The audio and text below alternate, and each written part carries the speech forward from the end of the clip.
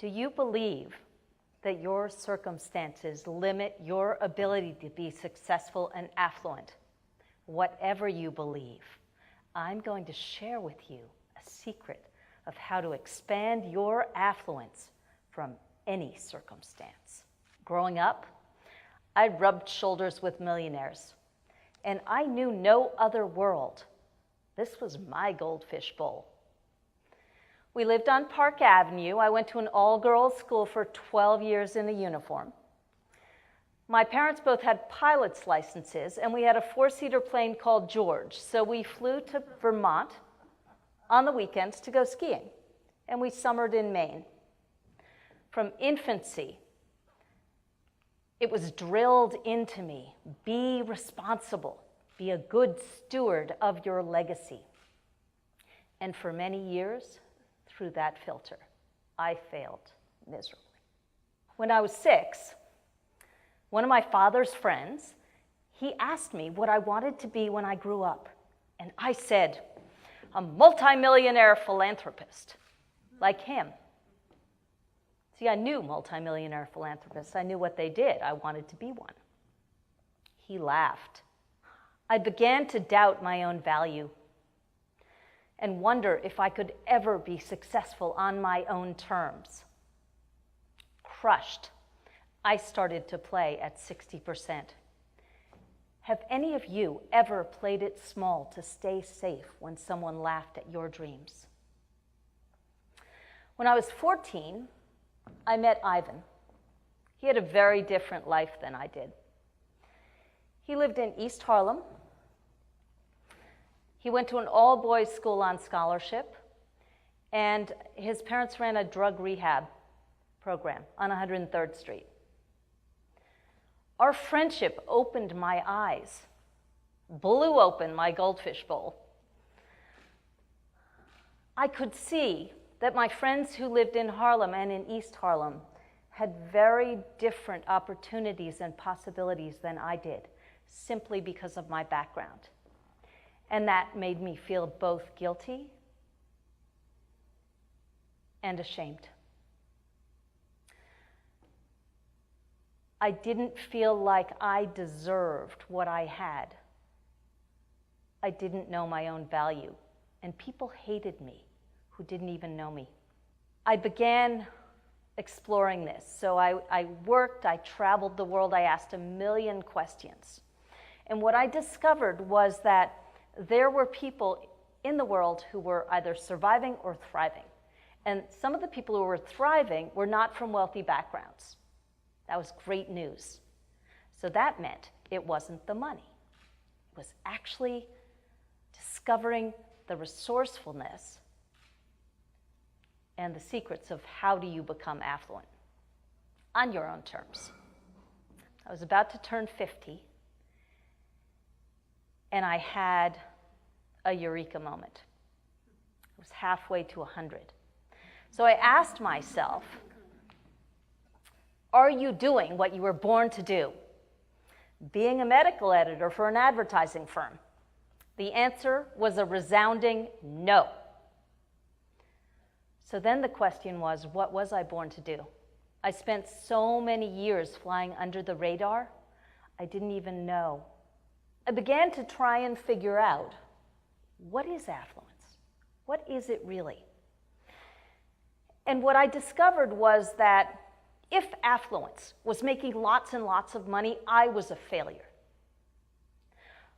But I met a lot of people who were successful in a lot of other areas, so maybe that wasn't affluence. And out of this, I built my business, which is unlocking the affluence code for anyone. Because I was passionate about teaching people these secrets, like how do you learn how to thrive under any circumstances? How do you step from survival to thriving? And how do you make it easy? Is that something you'd like to know? Yeah. So the first step is clarity. See, you got to know where you are and where you want to get to before you can close that gap. Those are what I call affluence gaps. So first you get clear on where you are, which is something that we tend to avoid when we're not happy with where we are. And then where you want to get to. What happens very often when we're in situations that we don't like is that we contract our lives. So part of my work with clarity, with this first step, is how do you expand no matter what your life looks like? Because until you expand no matter what your life looks like, you cannot get to affluence, ever. The second step, I created this thing called the affluence wheel, and it has 3 lenses. These lenses are purpose, love, and charity. Everybody's got all of them. There's no one configuration that's better than any other. But once you know what you are through the affluence wheel, everything gets easy. Because what you begin to do is you begin to make decisions and take actions from who you are, as opposed to looking out into the environment to try and figure it out. And the third step is execution. Because mindset is all very well, but to my mind, if you're not changing the landscape, who cares?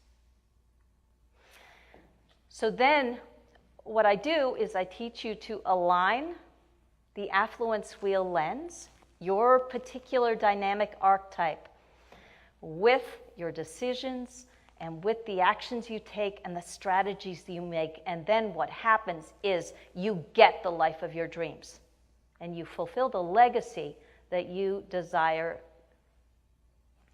to create. So it's easier to understand this stuff if you have examples, I always feel. So I'm going to give you each of the 3 lenses. First one's purpose. So I had a client, and her name was Wendy, and she had purpose lens first, and she was a realtor, and she really understood getting things done by the numbers, okay? You make 100 sales calls and you get 10 appointments and you get 2 closes and 1 delivers the money. That makes sense. People who have purpose lens first tend to make money pretty easily. They're brilliant at A to Z stepping from beginning to fulfilling a goal. However, they tend to see nurturing relationships as a distraction. They are very often hired as managers because they get things done, right? And then they're miserable, absolutely miserable. So these people are best paired up with someone who is love or charity. My second example is love lens first. So I had a client, Camille. She was a yoga instructor, and she had really, really tried to make money by the numbers. But it didn't make sense to her. She didn't care about that. What she cared about was creating these delicious, luscious, amazing experiences for her clients. Having them feel so good in their body that they kept coming back. When we shifted her into alignment with her lenses and she began looking at the numbers of the raving fans that she was creating, the sales just took care of themselves. It got easy. The third is charity. My client Anne was a community activist, and she was great at seeing an ecosystem. She was working in government, and she could see exactly among 7 organizations who needed to be where, what needed to be done, what systems were missing, what systems were there, and how to fix it fast. Problem is, she was jumping in and doing it the purpose way. She was doing all the doing. And so what happened was that the people who were a natural fit to step into the roles that she could see needed to be filled weren't stepping up because she was there already. So once she began to paint the vision and then allow the people to step up, then everything worked. So each lens has a different focus. So I'm going to give you all three in a row so that you have a bit of a better context. So purpose is focus on work well done. Their biggest joy is in getting work well done. Love is nurturing one-on-one connections. And charity is serving a thriving community. I'm charity first. So I didn't even know this stuff existed. I hadn't developed this. But when I was 10, we were on a line at an airport, and there was a woman at the front of the line, and she clearly was not being understood by the agents. She didn't speak the language. The people in the line started muttering and cursing and getting angry, and I was so furious that this woman was not being taken care of, that nobody was helping her. And I marched to the front of the line. Remember, I was 10. And I grabbed her bags and I walked her to her gate with my parents and my 3 brothers trailing behind me like ducklings. And what I learned from that is I really stand for fairness and kindness. So I struggled most of my life to become affluent, not just wealthy. I didn't see my value.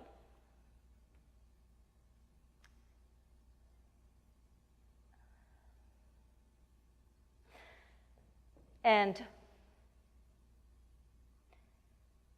I didn't fit in.